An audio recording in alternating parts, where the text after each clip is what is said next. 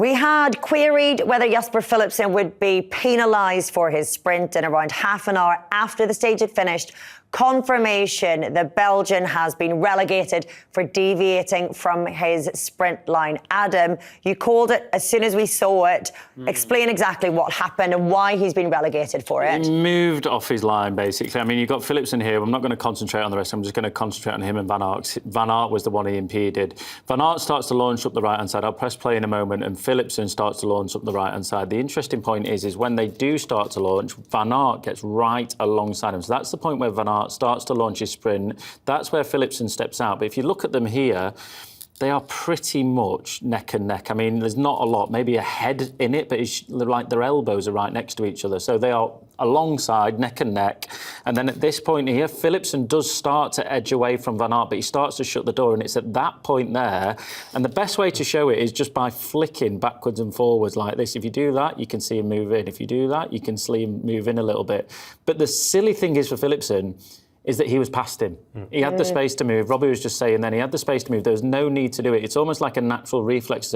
I'm past him. I need to get onto that barrier. For some reason, riders like sprinting on the barrier, but... And also, I mean, imagine trying to ride on a tightrope at 70k an hour, full stretch after 170k, whatever it was. No, you'd think you'd want to walk straight on a tightrope. Yeah, well, imagine trying to sprint on one. And that is exactly the problem. So that's the problem that's happened before, isn't it, with him in this scenario? So it can't be habitual here. He's got to stay within the line that he is racing on, and Wout van Aert was neck and neck alongside him, and he's impeded him there. It's black and white to me. I mean, we can see that he has deviated from his sprint line. We can see that he has boxed in Wout van Aert, but do we suspect that it's because it's Jasper Philipsen and he has form for this very manoeuvre at the Tour de France, which is why he has been penalised? I think there'll be an element of that. There have been little incidents, and sometimes you can give the benefit of the doubt to a rider, and where I was going to give him the benefit of the doubt was that he was edging in front of Wout van Aert, so he'd cleared him. It wasn't like Van Aert was trying to pass and got blocked.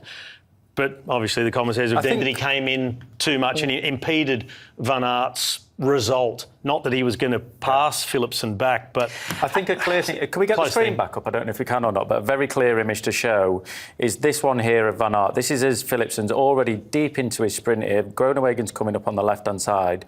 This is Van Aert here, and look, he's got loads of space. He doesn't need Philipsen to move. Philipsen's got all the space in the world. He just needs to keep going that way. And then as we press play, just ever so much, this is when it starts to go wrong. He's already passed Van Aert. Van Aert's no longer in his situation. And then you get to this point, and he just starts. It's very dark under those trees there. But all of a sudden, that room that Van Aert had, Philipsen's taken half of it. So that is the rules of the UCI and the way they look at it. It's like you came off your line. It's a straight line to the finish. You can see him turn him right as well. He's literally, you can see his shoulder, his right shoulder moving down slightly, and that is the turning of his bars into that space. If we look back at yesterday, where Mark Cavendish started his sprint from, on the right-hand side of the road, ended on the left barriers, the difference there is didn't impede anyone whatsoever. Did a big switch across the road, but there was no one having to avoid anything. Today, it's a matter of centimetres, but Van Aert got impeded, so that's where they go. It's not even so much impeding his result, it's the dangerousness of the manoeuvre. Someone has to back off or there's going to be carnage.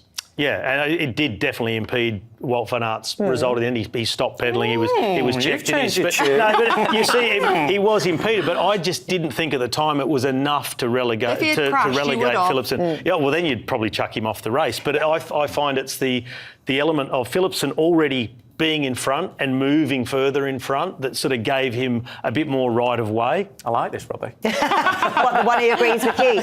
I think it gave him the right of way to come into the right, but it's a very fine line, and I come from an older school of sprinting, and if that had been me relegated, I would be ropeable.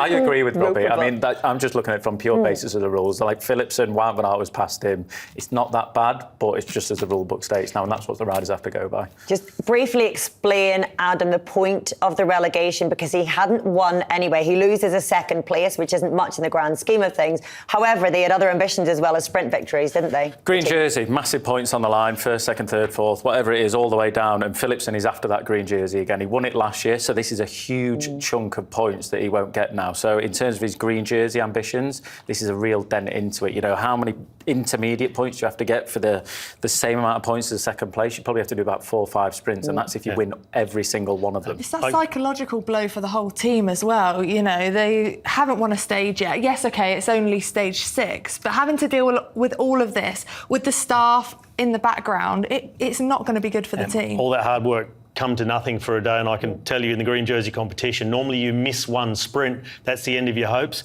Philipsen sort of got himself within touching distance after yesterday's result. Now this setback, 30 points gone out of the bank account. He's up against it to be in contention for that jersey. Yeah, we're only 6 stages in, but we are 3 sprints deep, and he had gone up to second place in the points jersey competition. He has now moved down to 4th. Not a great start to this race for Alpecin de Koenig, a team who left with 3 stage wins last year, all thanks to Jasper Philipsen, still to get a stage victory.